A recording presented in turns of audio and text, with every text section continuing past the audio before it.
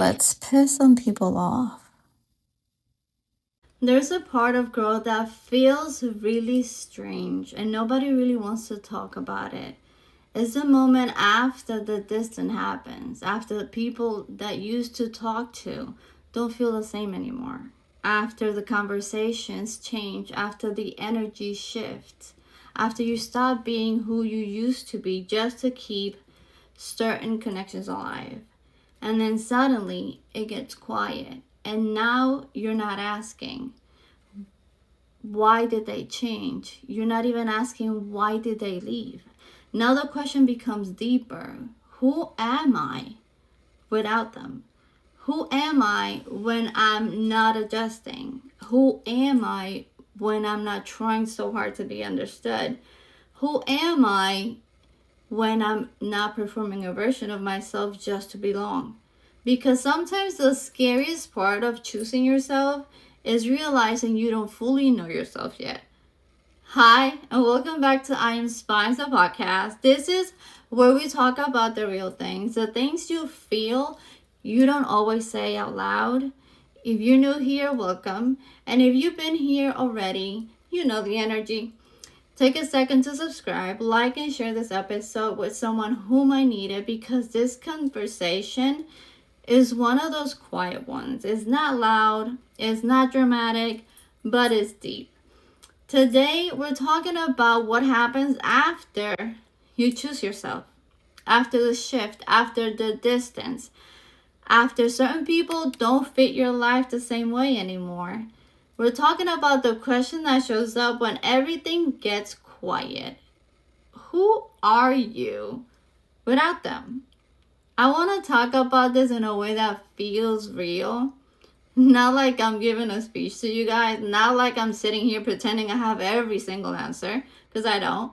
But like we're having one of those honest conversations where you're just sitting across from me, maybe with coffee, maybe in your car, maybe in your room, and you finally say out loud, I don't know what's happening to me, but I don't feel like myself anymore. And I want to tell you something. Sometimes that feeling doesn't mean you're losing yourself. Sometimes it means you're finally meeting yourself without all the noise. And that can feel uncomfortable because for a long time, many of us don't realize how much of who we are has been shaped around other people. Not because we're fake, not because we don't have our own personality, not because we don't know how to think for ourselves, but because connection teaches us how to adapt. We learn what makes people comfortable. We learn what keeps the peace. We learn when to stay quiet. We learn when to laugh something off. We learn when to shrink a little. We learn when to explain ourselves, when to soften our truth, and when to make ourselves easier to digest. And after a while, we start confusing that adjusted version of ourselves with who we actually are. So when you start healing, when you start growing, when you start choosing yourself, it doesn't just change your relationships. It doesn't just, it changes your whole identity. Because now you're not automatically doing what you used to. You're not automatically answering the phone just because someone wants access to you. You're not automatically over explaining. You're not automatically saying yes when you mean no. You're not automatically making yourself responsible for everyone's mood. And yes, that sounds very powerful. And it is. But let's be honest. It also feels weird because now you're standing in your own life like, okay, I am not that version that of me anymore, then who am I? That question can feel heavy because people talk about choosing yourself like it's this beautiful, glamorous moment.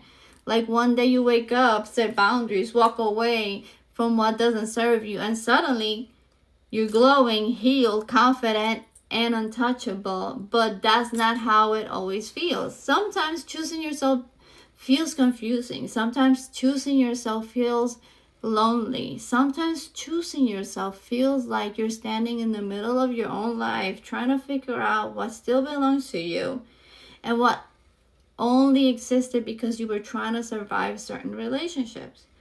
Because when certain people leave your life or when certain relationships change, you don't just lose this presence, you lose the version of yourself that existed with them.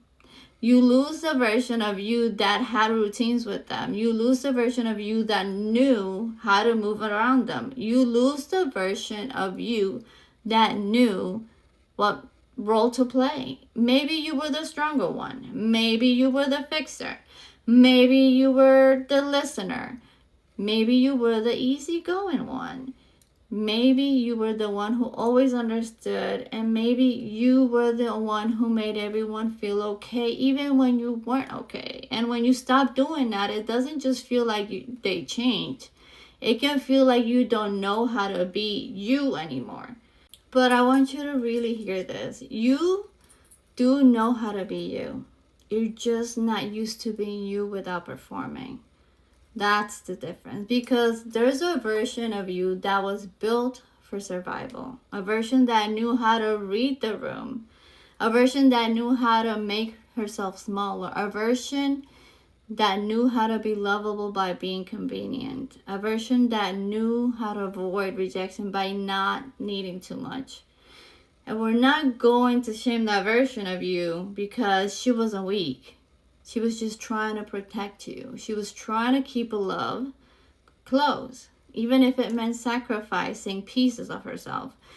But now you're in a different season, and what protected you before may be limiting you now. So that's why this feels so uncomfortable, because you're not just walking away from people. You're walking away from patterns. You're walking away from versions of yourself that were created in response to pain, rejection, abandonment, criticism, pressure, or survival.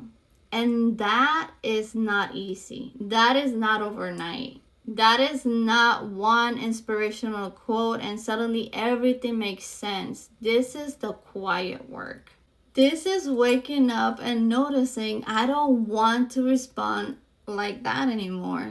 This is being in a conversation and realizing I don't want to explain myself this much anymore. This is feeling guilty for having boundaries, but keeping them anyway. This is missing people and still knowing you can't go back to the version of yourself you had to become to keep them. And that right there is a very specific kind of grief, because you can miss people and still know they're not aligned with where you're going right now. You can love someone and still know the dynamic you have with them was costing you way too much. You can miss the memories and still understand that nostalgia is not a reason to return to a version of yourself that was hurting. And that's hard because we're human. We don't just detach like machines. We remember, we feel, we replay things. We think about the good moments. We wonder if maybe we're being too hard. We wonder if maybe we changed too much. We wonder if maybe should just often soften again and adjust again, make it work again. But sometimes the temptation to go back isn't because the connection was healthy. Sometimes it's because the old version of you was familiar, and familiar can feel like home, even when it wasn't safe. So when you ask, who am I without them? Don't rush the answer. Don't panic because you don't know yet. Don't think you're failing because you feel unsure. You're not failing. You're just rebuilding. And rebuilding does not always look beautiful at first. Sometimes rebuilding looks like sitting with yourself and realizing you don't even know what you like anymore. You don't know what you want anymore. You don't know what kind of people feel good to be around anymore. You don't know what your next season is supposed to even look like. But maybe You're not lost. Maybe you're just no longer following the map that other people gave you. Maybe you're finally standing still long enough to ask, what do I actually want? Not what keeps everyone else comfortable, not what makes me look good, not what avoids conflict, not what keeps me chosen, not what keeps me needed. What do I actually want? And that question sounds simple, but for a lot of people, it's terrifying, because if you have spent years being the person everyone could count on, then the person who made things work, the person who adjusted, the person who swallowed feelings, the person who kept going, then asking yourself what you want can feel selfish. But it's not selfish, it's honest. And you cannot build an honest life if you're constantly abandoning your own truth. That doesn't mean you stop loving people. That doesn't mean you become cold. That doesn't mean you became arrogant. It means you stopped disappearing from yourself just to stay close to people who only knew how to love the version of you that didn't have boundaries. And let's talk about that, because sometimes when you start becoming more yourself, people will act like you've changed in a bad way. They'll say you're different. They'll say you're distant. They'll say you're acting like brand new. They'll say you think you're better than them. But sometimes what they really mean is you're not as accessible as you used to be. You're not as easy to control as you used to be. You're not as available for the same dynamics anymore. You're not playing the same role. And that can make people uncomfortable, because people get used to the version of you that benefits them. The version of you that always answers. The version of you that always understands. The version of you that gives chance after chance. The version of you that explains everything gently so nobody feels challenged. And when that version starts changing, people don't always know how to respond to that. So some people will adjust with you. Some people will respect a new version of you. Some people will meet you in a healthier place. And some people will quietly simply disappear, because the only version of you they knew how to connect with was the version that abandoned herself. And yes, that is painful, but it is also very, very telling and revealing, because the people who truly love you will not need to stay wounded in order to feel close to you. People who truly value you will not need you to shrink for the relationship in order to survive. The people who truly see you will not punish you for growing. They may need time to adjust, yeah, but they may not understand everything immediately, yes, but they won't require self-betrayal as a price of the connection.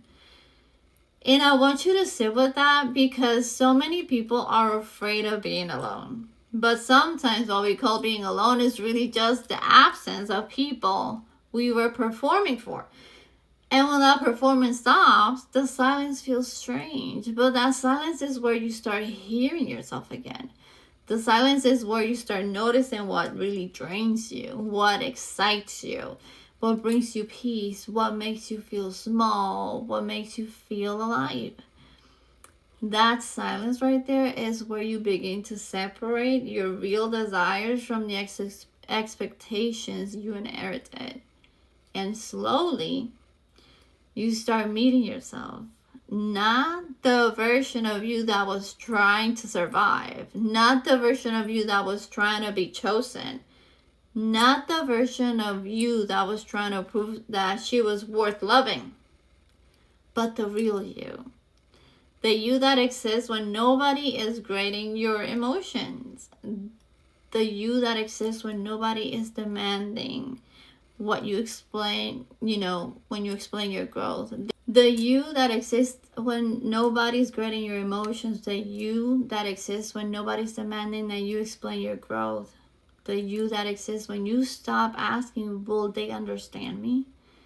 And start asking, do I understand myself? Because that matters. You understanding yourself matters. You trusting yourself matters. You being able to sit with yourself without needing outside approval matters. And no, this doesn't happen instantly. You might still have days where you miss the old dynamics. You might still check your phone. You might still feel the urge to explain. You might still want people to understand why you changed. You might still grieve the relationships that couldn't come with you. That doesn't mean you're weak. That means you're human. Healing does not erase emotion. Growth does not make you numb. Choosing yourself does not mean you never feel sad again. It means you stop letting sadness make decisions for you. It means you can miss someone without running back to them. It means you can love someone without abandoning yourself. It means you can feel lonely but without assuming you made the wrong choice. It means you can sit in the discomfort of becoming without begging the past to make you feel safe again. And that is very powerful, quietly powerful, not loud, not performative, not look at me, I'm healed. It's just real. Because the real healing is not always what people see. Sometimes it's what you don't know anymore, don't do anymore. They text, you don't send. The argument, you don't entertain. The explanation, you don't overgive. The room, you don't shrink in. The old version of yourself, you don't resurrect just to make someone else comfortable. That right there, that's growth. And it might not get an applause. It might not get validation. It might not get immediate support. But you will feel it in your spirit. You will feel it in the way you start breathing differently.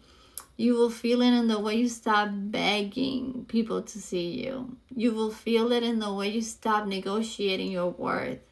You will feel it in the way you start choosing peace, even when the peace feels unfamiliar.